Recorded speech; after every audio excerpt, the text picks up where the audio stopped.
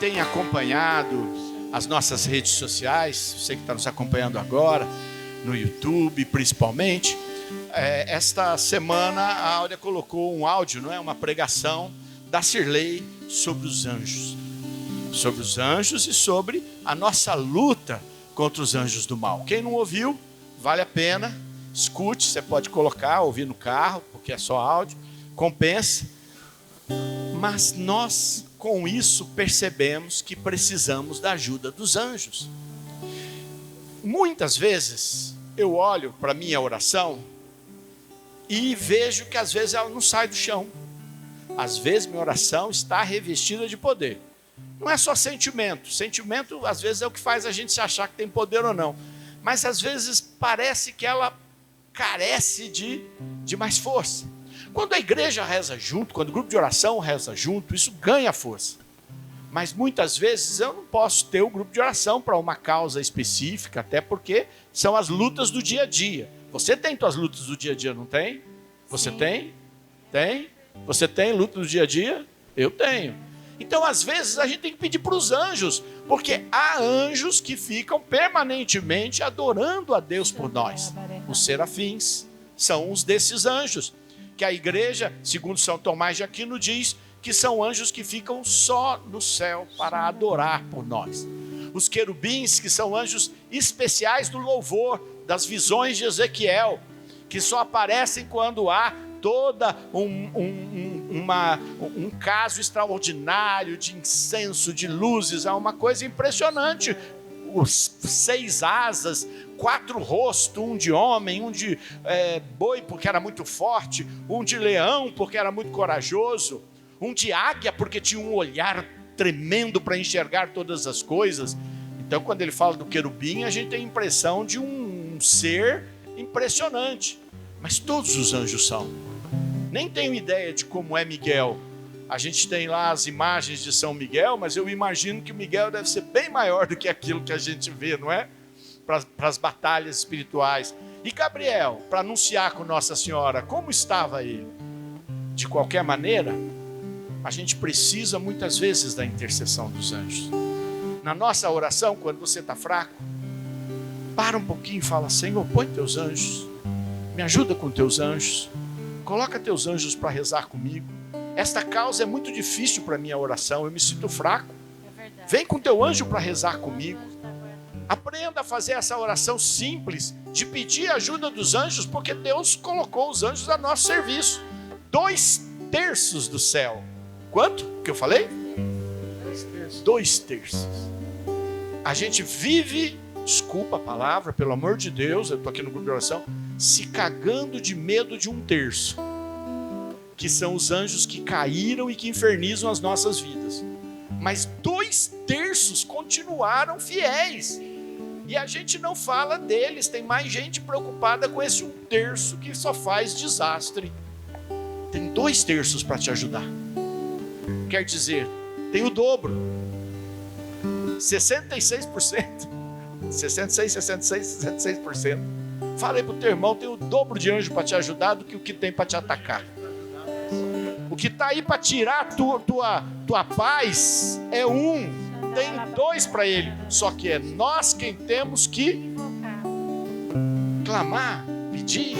Tem anjos voando neste lugar, no meio do povo, em cima do altar, subindo e descendo em todas as direções. Não sei se a igreja subiu ou se o céu desceu, só sei que está cheio de anjos de Deus, porque o próprio Deus está aqui. Tem uma liturgia do século IV que dizia assim, que se o celebrante, no caso, naquele tempo, século IV, a maioria eram os bispos, que eram eleitos pelo próprio povo. Dizia assim: se você não ver os anjos, não celebre. E aí eu fico, às vezes, como ministro que sirvo no altar lá na Divina, eu às vezes fico pensando: Senhor do céu, acho que ia sobrar pouca celebração, não é? Não sei se o pessoal, né, se na hora de celebrar está percebendo que os anjos estão ali para reverenciar Jesus. Papa Leão XIII teve uma visão rezando sobre esta palavra do século IV, de que era preciso ver os anjos. E aí ele nós estamos falando já do século, começo do século XX, ele diz assim, que os padres não viam os anjos mais. E aí então ele faz um pequeno exorcismo que todo padre era obrigado a fazê-lo na sacristia antes de celebrar. Hoje já isso não tem sido feito, caiu em desuso, pararam de fazer. Mas nós temos que ter essa dimensão espiritual, porque senão não adianta estar aqui. Se só vale o que você está vendo, então o que vale é a minha amizade, é a sua amizade, a amizade entre nós, a solidariedade, o cuidado que a gente pode ter uns com os outros, e é só isso que vale. E aí, sinceramente, não compensa. Nós estamos aqui porque nós esperamos algo mais, algo que a gente normalmente não vê, que é o mundo espiritual, e que ele está presente, e que nós precisamos que Deus esteja atuando. Para ter isso é preciso que o Senhor nos ajude. Vamos pedir o Espírito Santo, vamos pedir que o Senhor nos envie o Espírito Santo. A gente estava num evento, num encontro, e estávamos pedindo o Espírito Santo. E foi um momento muito lindo, porque o Espírito Santo se manifestou e muitas pessoas puderam perceber a sua presença. E aí eu abri para uma partilha, e um senhor levantou e disse assim, foi tão bonito, mas eu me arrependo, e começou a chorar. E a gente ficou imaginando do que é que ele ia falar, que ele estava arrependido. E ele disse assim, eu me arrependo, porque eu podia ter vindo com um balde enorme, com uma caixa d'água para receber essa água viva, e eu vim com um copinho de café. E Deus encheu o meu copinho de café, aquele copinho pequenininho dessa água viva, e eu falei, Senhor, por que eu não abri mais para você me encher do Espírito Santo? Por que eu não derrubei mais as barreiras que eu coloco para a tua ação? Por que eu fico segurando para você derramar sobre mim o teu Espírito?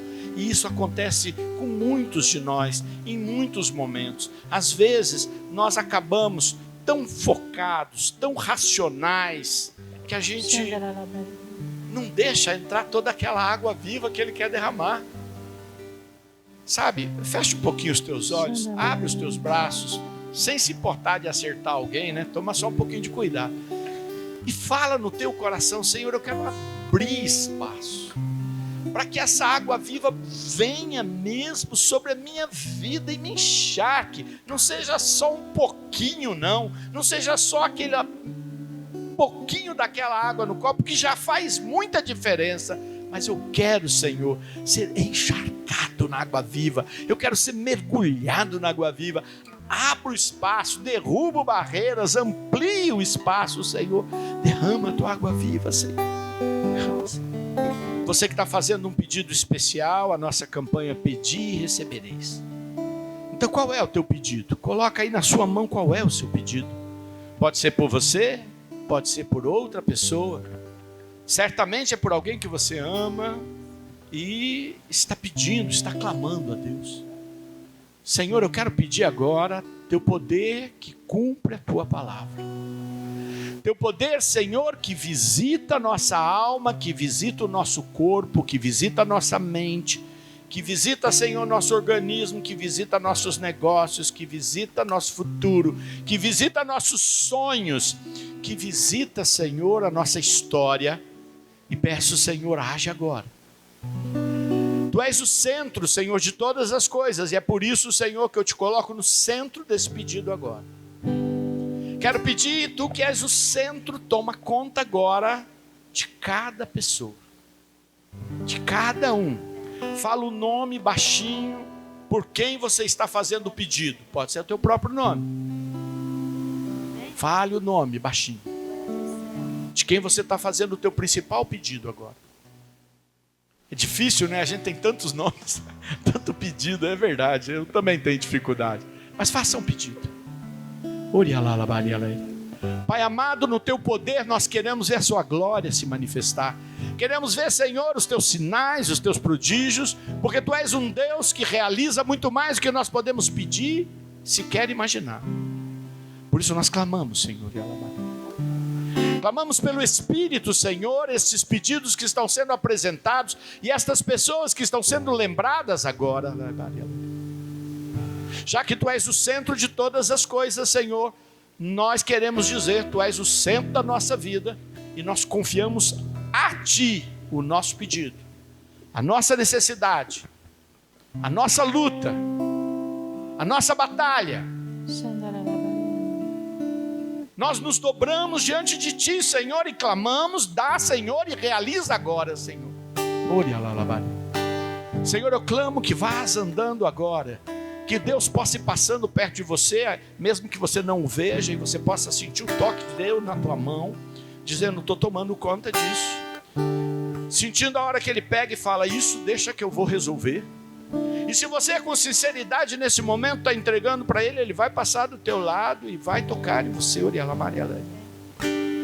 Que a mão poderosa do Senhor esteja agora agindo no meio de nós e fazendo muito mais do que tudo aquilo que pedimos. Senhor, olha para esta pessoa, olha, Senhor, olha por nós. Olha pela minha vida, Senhor, olha para mim. Senhor, Tu és o centro da nossa vida.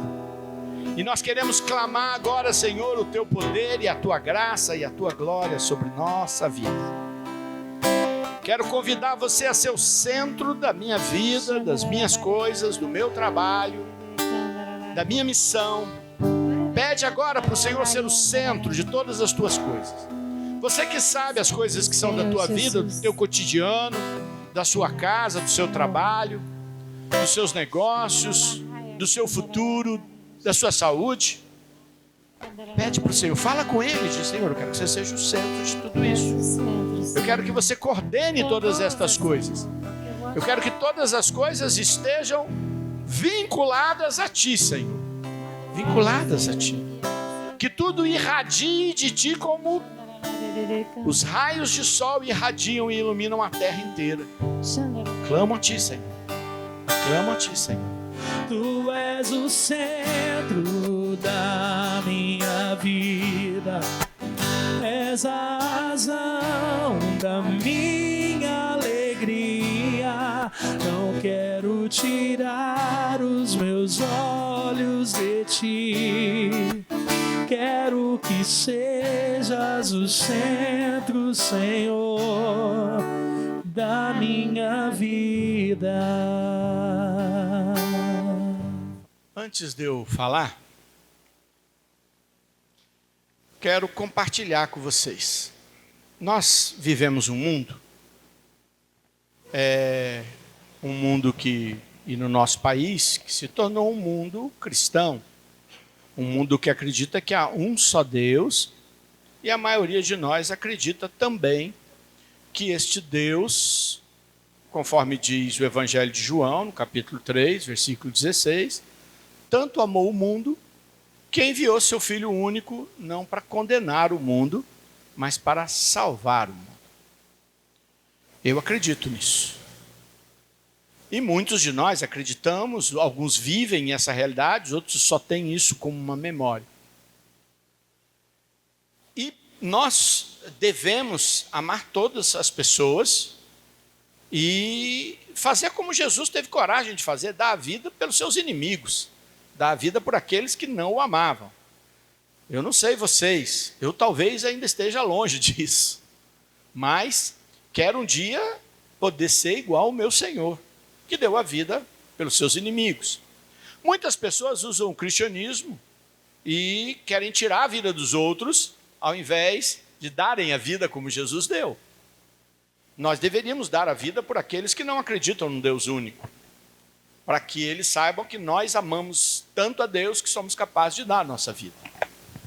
No entanto, nós temos que ter muito claro de que há um só Deus, e é esse Deus que nós seguimos. Então, eu tenho que estar pronto, por exemplo, a amar o meu irmão que gosta de cultuar diversos deuses, que ele chame do que quiser, de orixás, de o que quiser chamar, de sei lá quantas coisas ele quiser falar, eu tenho que dar minha vida por ele, amá-lo, e amá-lo até mais do que aqueles que podem me dar amor. No entanto, eu sei que ele escolheu um caminho, e eu não sei aonde esse caminho vai dar. Na minha fé, esse caminho vai dar mal. E ele pode achar que o caminho que vai dar mal é o meu. E ele tem toda a liberdade de achar isso. Mas eu acredito neste Deus único. E não dá para você ter um pé num barco e outro pé no outro barco. Ou você acredita em Deus, Pai de nosso Senhor Jesus Cristo, que é Deus junto com Jesus Cristo e o Espírito Santo, ou você acredita em outra coisa. O que não dá é para você ter um pé aqui e um pé aqui. Porque tão logo o barco parta, você pode se afogar. Porque os barcos não irão caminhar um do lado do outro. Mas fulano é tão bom. É claro que é. Aliás, eu vou partilhar um segredo para vocês. É exatamente porque eu não sou tão bom que eu preciso de Jesus Cristo para me levar para o céu.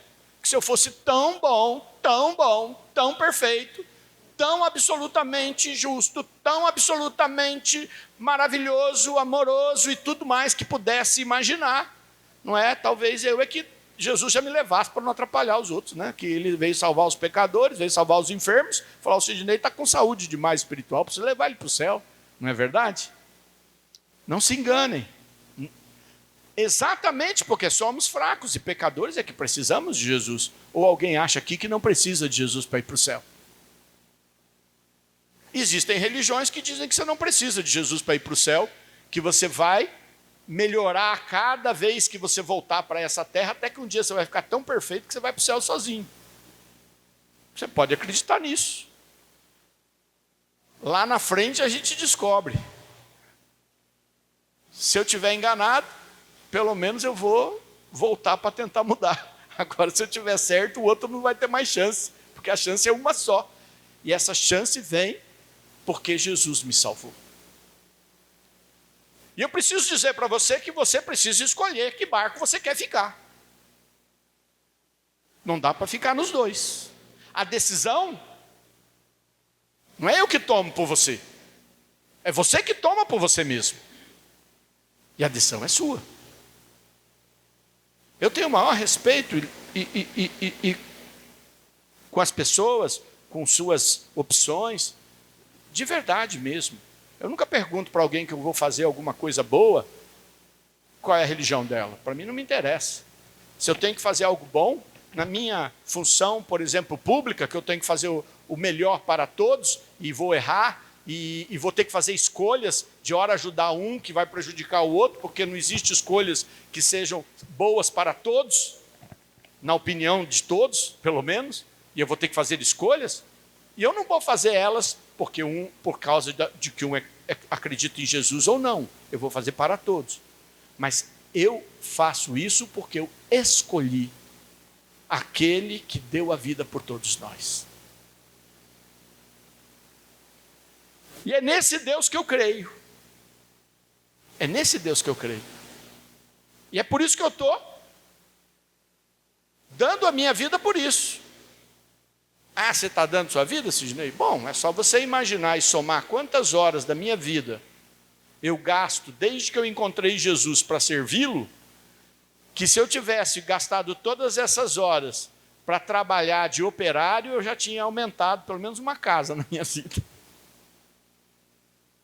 Porque eu escolhi isso. E eu não posso deixar de dizer para vocês que essa escolha é sua. É sua. Por que eu estou falando isso? Por várias razões. Há pessoas que me odeiam sem me conhecer.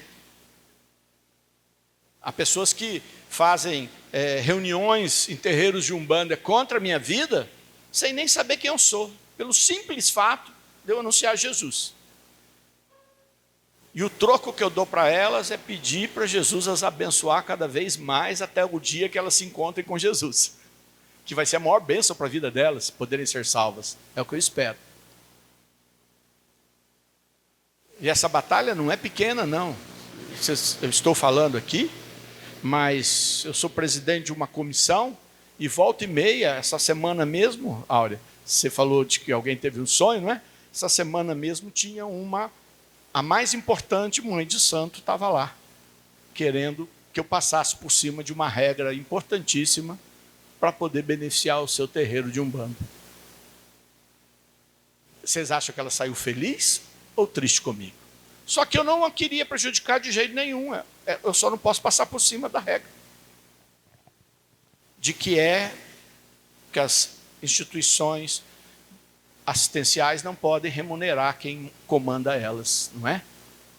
Simples assim, não tinha nada a ver nem com a religião. Estou falando isso aqui, mas não é por causa da religião. Eu estou falando porque eu fiz uma escolha para a minha vida, e essa escolha tem muita gente que está precisando fazer, porque fica com um pé num barco e um pé no outro barco. Quer seguir Jesus e quer procurar um outro milagre em algum lugar onde não cultuam um Deus único. Não dá. Faça a sua escolha. Faça a sua escolha. Vou dizer por quê. Abram a Bíblia, quem tiver e trouxe, no capítulo 11, no versículo 6, do livro de Hebreus. Calma. Carta de São Paulo aos Hebreus, capítulo 11, versículo 6. Carta de São Paulo aos Hebreus, capítulo 11, versículo 6. E diz assim: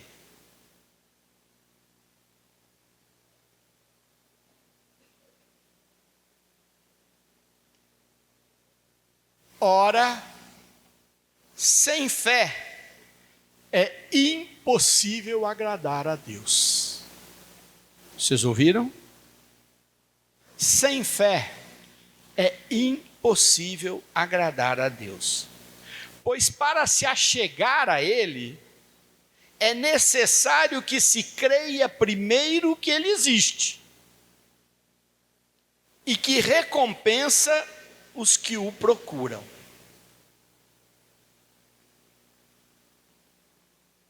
Palavra do Senhor.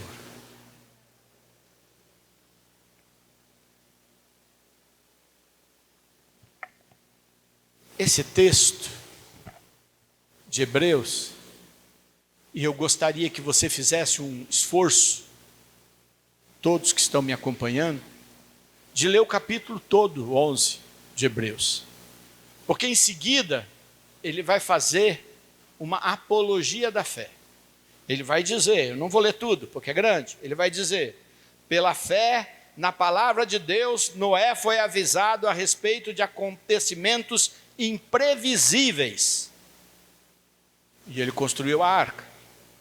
Pela fé, Abraão obedeceu ao apelo divino e partiu para uma terra para receber uma herança, depois de velho, saiu de casa, pela fé.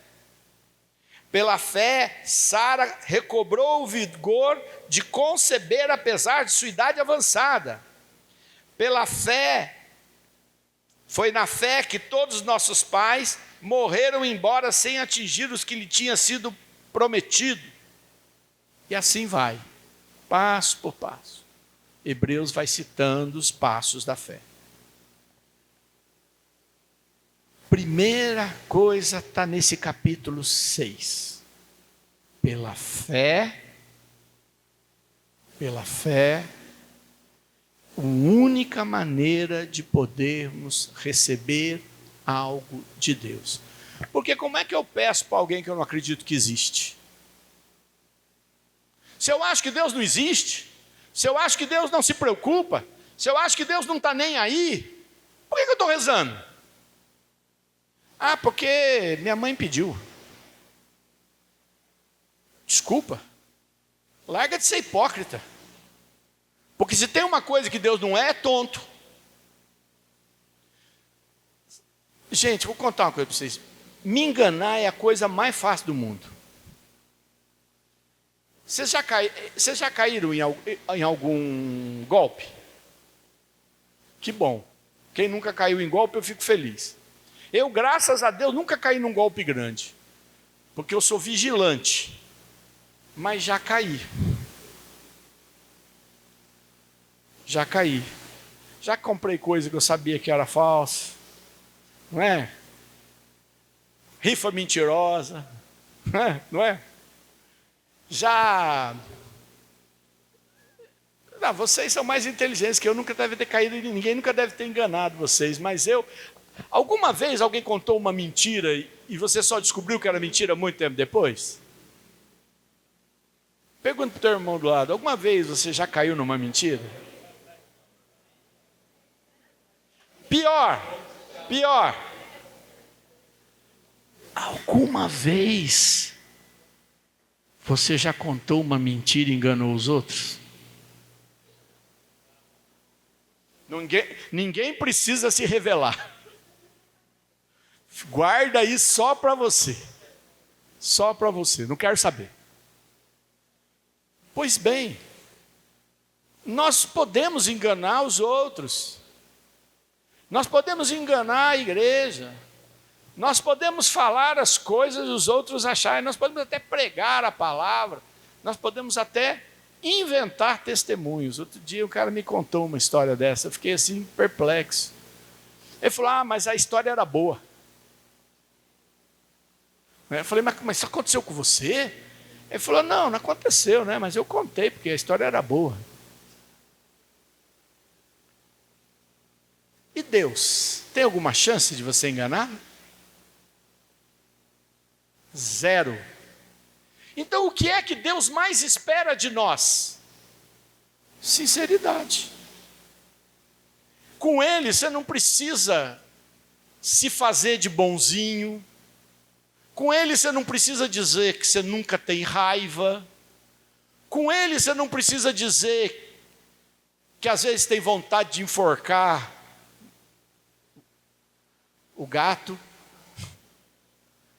Com Ele você não precisa dizer nada. Que você é o cara mais justo do mundo, por isso Deus tem que abençoar o teu trabalho. Não precisa. Você só tem que falar o que é verdade, pelo menos a sua verdade, que ainda já não é a verdade, né? Porque a minha verdade já é a minha verdade, já é o que eu acho que é a verdade. Mas, pelo menos com Deus eu tenho que ser sincero. Na minha oração pessoal com Deus, não com os outros. Ninguém tem que saber da minha oração com os outros.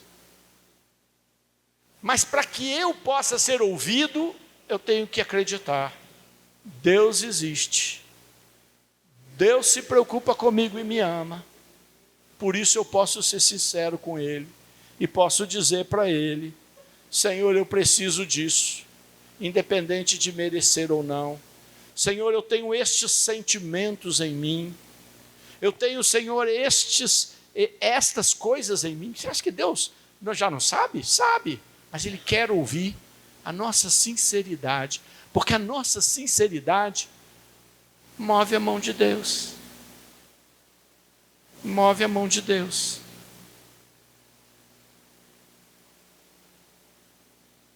Sem fé é impossível agradar a Deus. Aqui não diz, sem santidade é impossível agradar a Deus. Puxa, a gente devia esperar essa palavra. Sem santidade você não pode agradar a Deus. Muita gente quer pôr isso no ombro.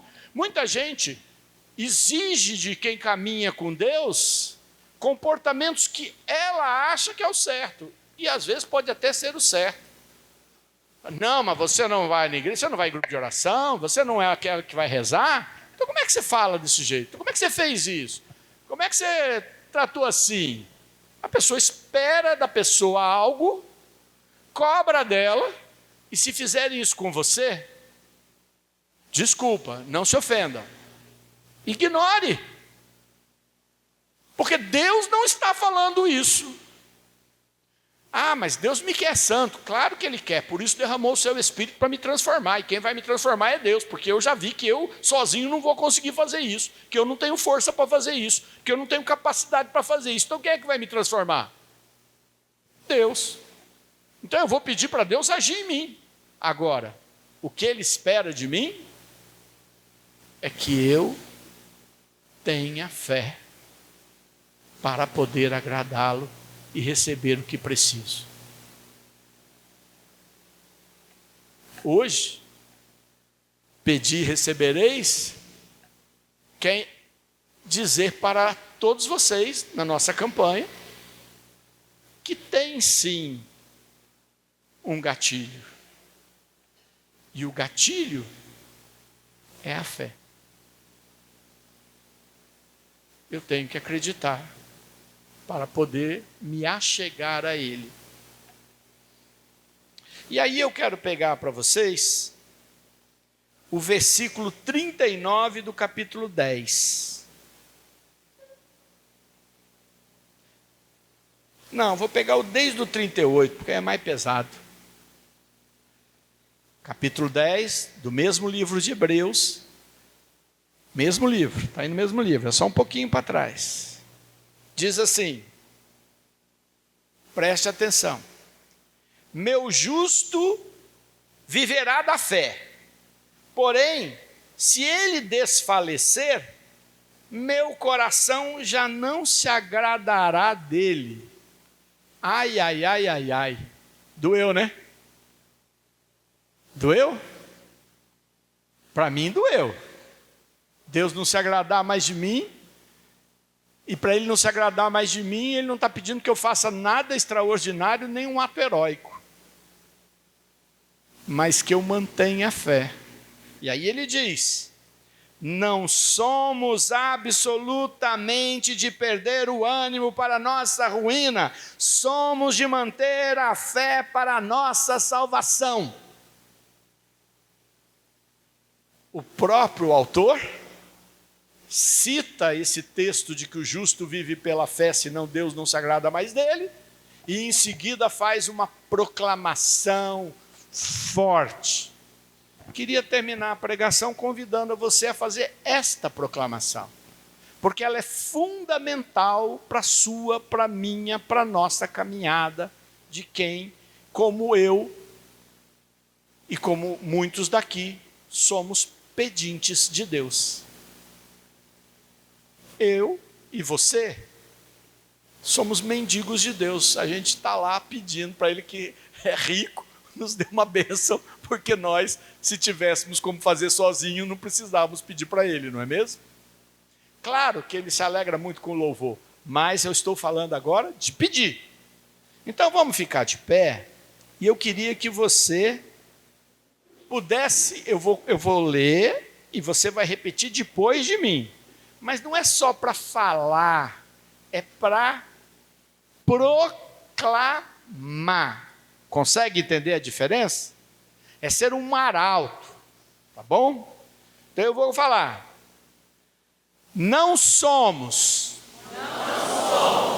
absolutamente de perder o ânimo para a nossa ruína. De perder o ânimo para a nossa ruína.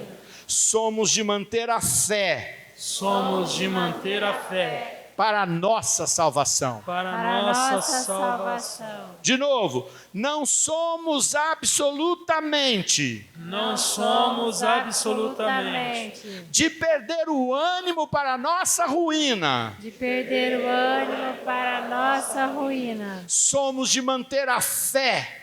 Somos de manter a fé. Para a nossa salvação. Para a nossa salvação. Amém.